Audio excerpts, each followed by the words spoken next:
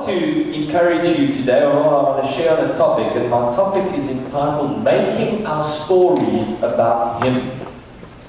Making our stories about Him.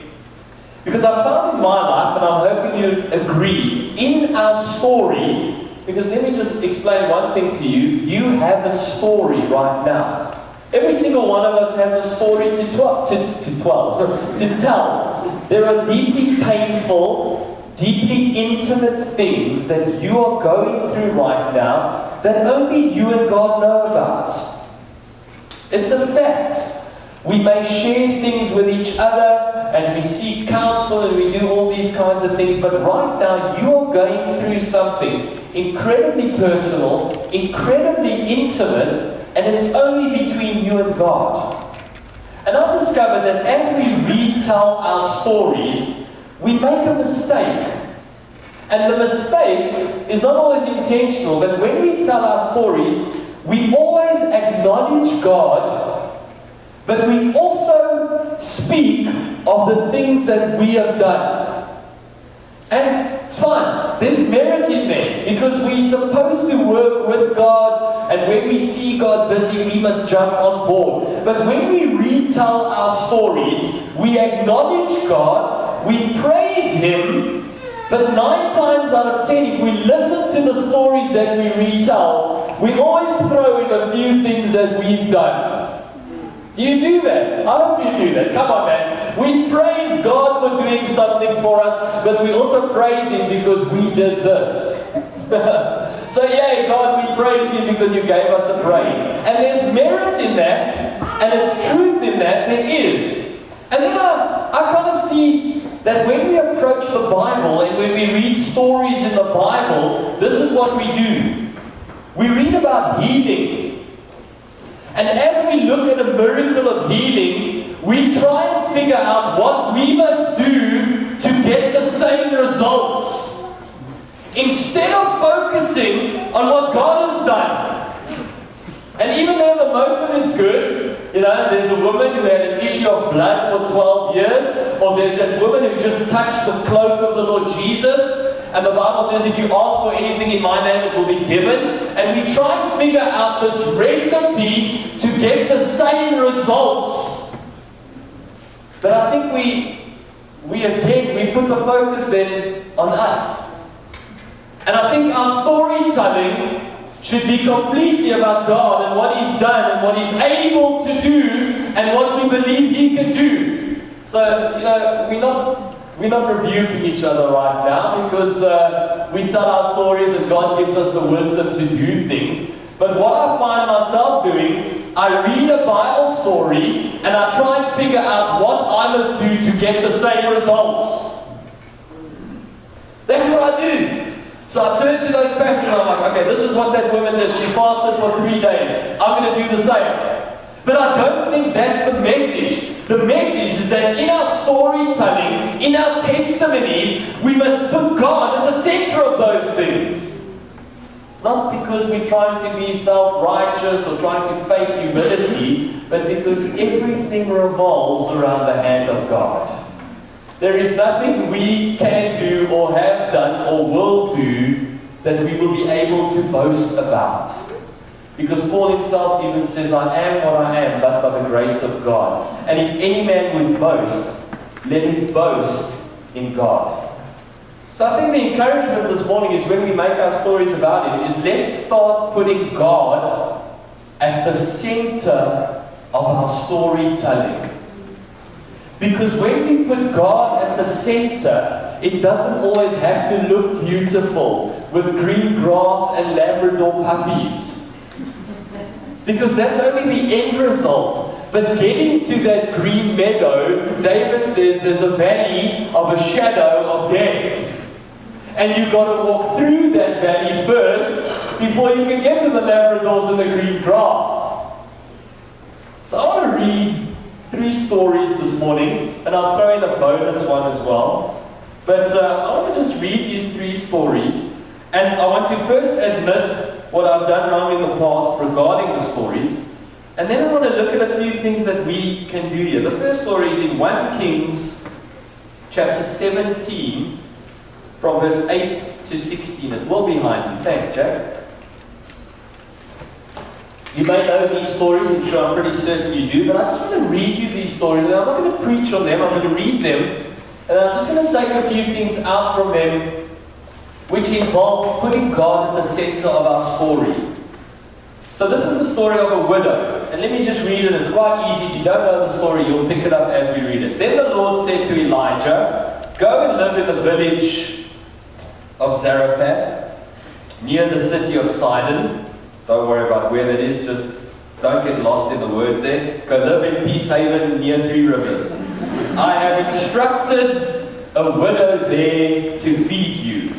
So he went, and as he arrived at the gates of the village, he saw a widow gathering sticks. And he asked her, "Would you please bring me a little water in a cup?" As she was going to get it, he called to her, "Bring me a bite of bread too." But she said, "I swear by the Lord your God that I don't have a single piece of bread in the house. All I have is a handful of flour left in the jar and a little bit of cooking oil in the bottom of the jug. I was gathering a few sticks to cook this last meal, and then my son and I will die." But Elijah said to her, "Don't be afraid. Go ahead and do just what you've said. But make a little bread for me first. Then use what's left to prepare a meal for yourself and your son. For this is what the Lord, the God of Israel says. There will always be flour and olive oil left in your containers until the time when the Lord sends rain and the crops grow again." So she did as Elijah said, and she and Elijah and her family continued to eat for many days. There was always enough flour and olive oil left in the containers, just as the Lord had promised through Elijah. What a story!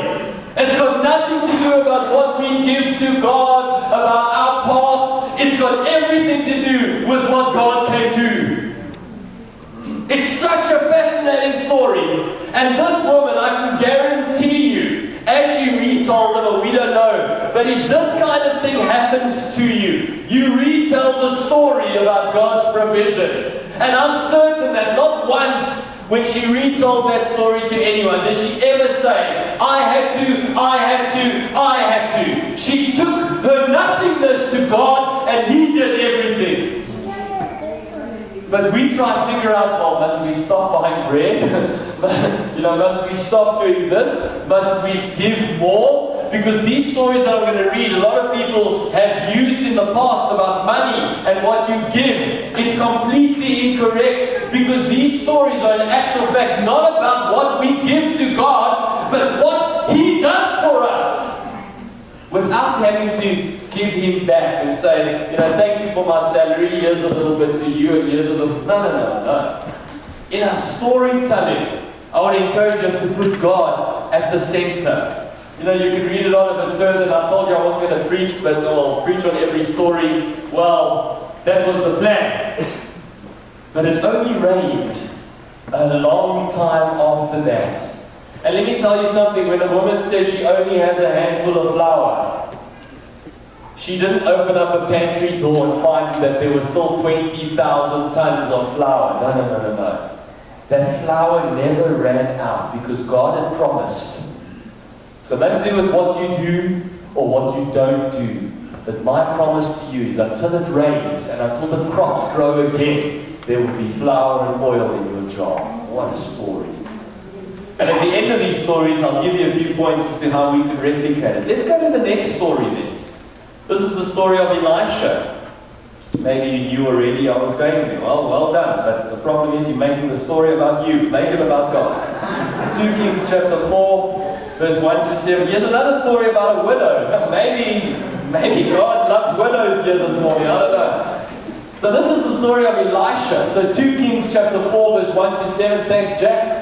I want to just read you the story again. And I promise I'm not going to preach on the story. I'm just going to read it to you. One day the widow of a member of the group of prophets came to Elisha and cried out, "My husband who served you is dead.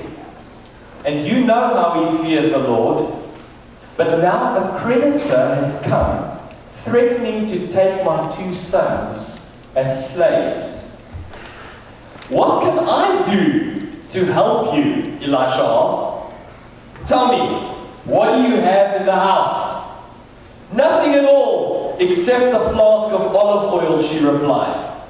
And Elisha said, "Borrow as many empty jars as you can from your friends and neighbors. Then go into your house with your sons," witnesses, "and shut the door behind you. Pour olive oil from your flask into the jars, setting each one aside when it is filled." So she did as she was told.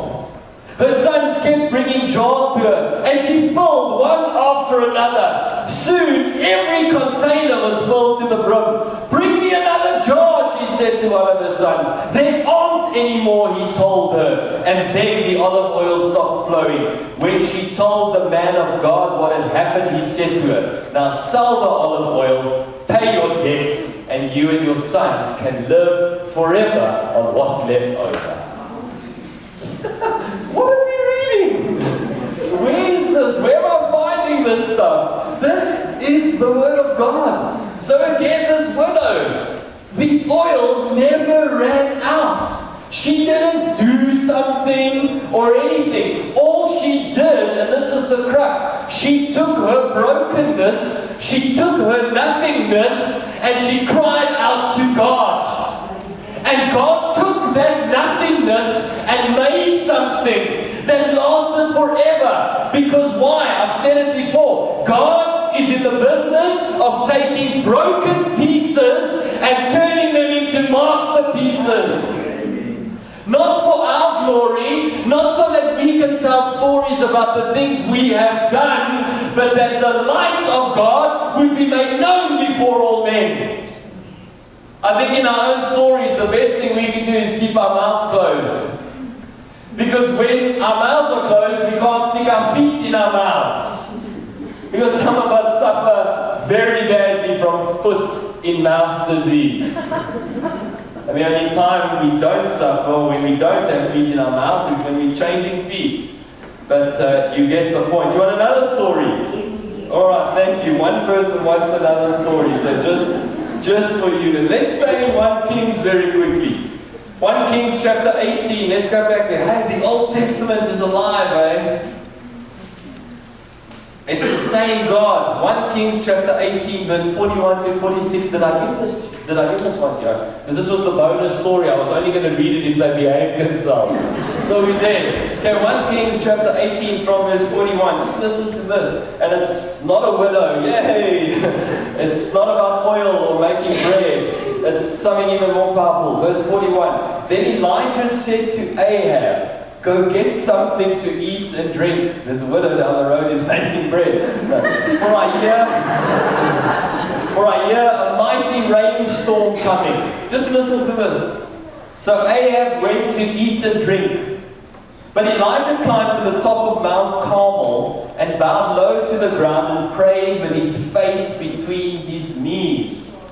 Then he said to his servant, "Go look out toward the sea." The servant went and looked, then returned to Elijah and said, "I didn't see anything."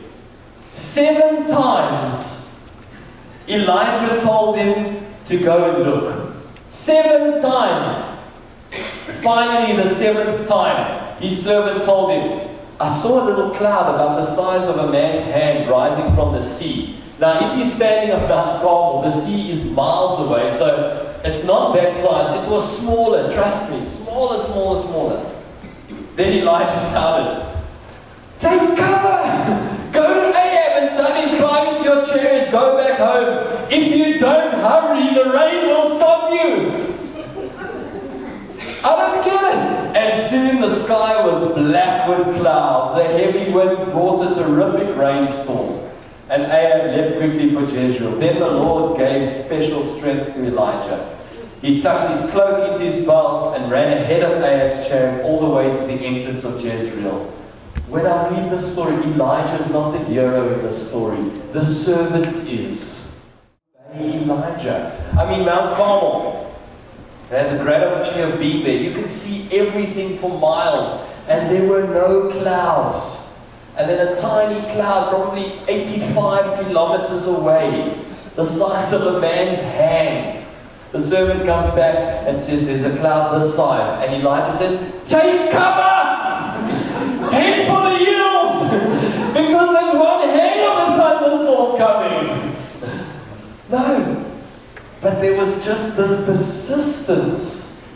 persistence in the servant, who I believe is the real hero of the story, to just obey. And I mean, you can pick up already how I'm going to conclude. But before we conclude, one more story. Let's read Mark chapter 6. Mark chapter 6, from verse 30 to verse 44. It's the last story that I'm going to try and land the plane as quickly as possible. Mark chapter 6, from verse 30 to 44. Jesus feeds 5,000 men and their families. The apostles returned to Jesus from their ministry tour and told him all they had done and taught. Then Jesus said, let's go off by ourselves to a quiet place and rest a while. He said this because there were so many people coming and going that Jesus and his apostles didn't even have time to eat. All these stories are about eating. So, what is God saying to you today? Go home and eat. He said this because there were so many people that didn't even have time to eat. Verse 32. So they left by a boat for a quiet place where they could be alone. But many people recognized them and saw them leaving, and people from many towns ran ahead along the shore and got there ahead of them.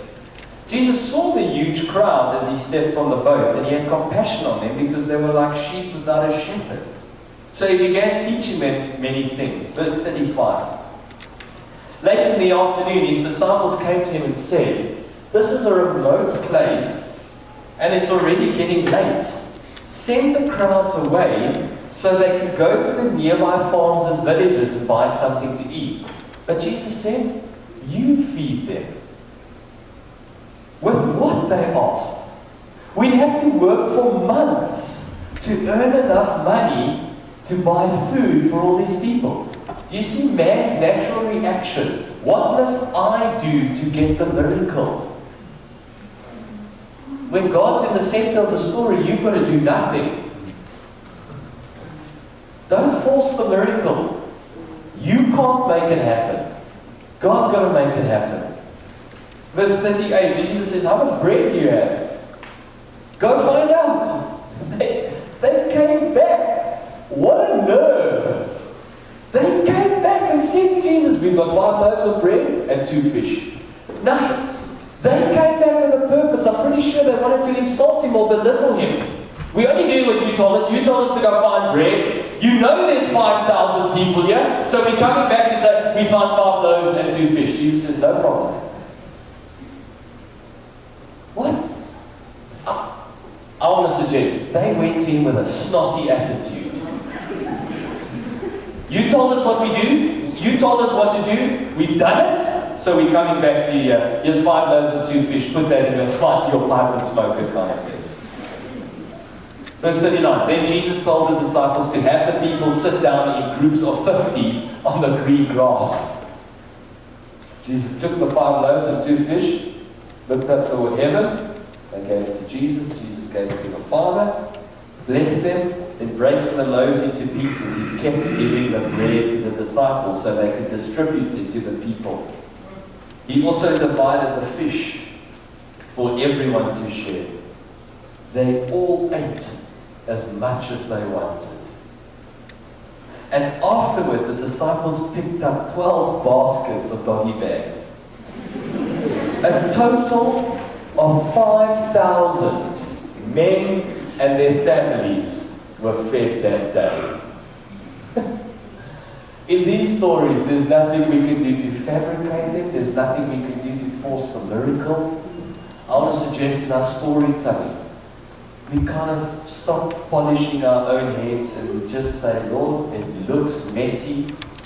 I've only got 5 loaves and 2 fish.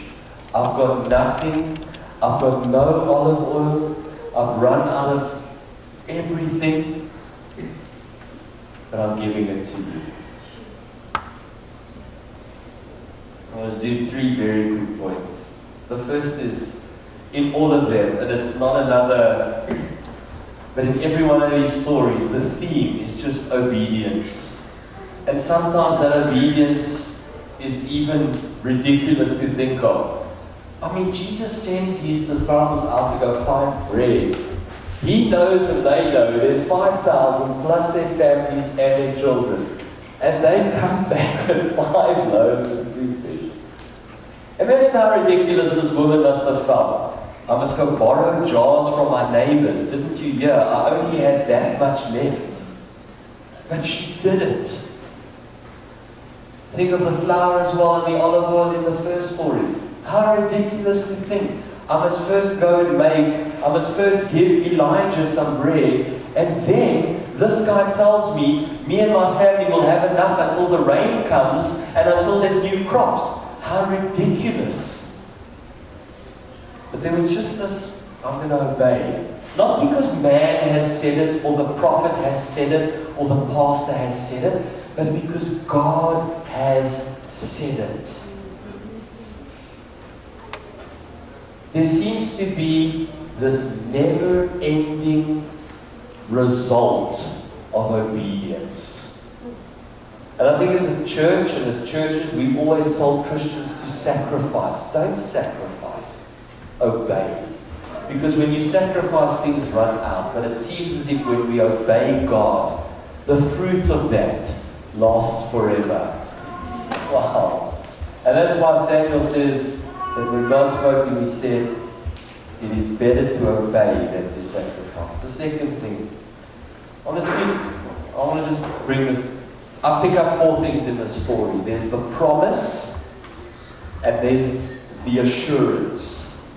So in your relationship with God, you've got no doubt in the promises of God. And you've got no doubt that God will rescue you. And I want to encourage you by telling you that. My opinion about what God is going to do for you, He's given you a promise, and you know it's going to happen. But in between the promise and the assurance, there's another little step. And I'm going to suggest to you that that step is called faith. And that is something we don't do naturally as Christians. But we've got to take that step of faith. And I'm not talking about getting out of the boat or anything.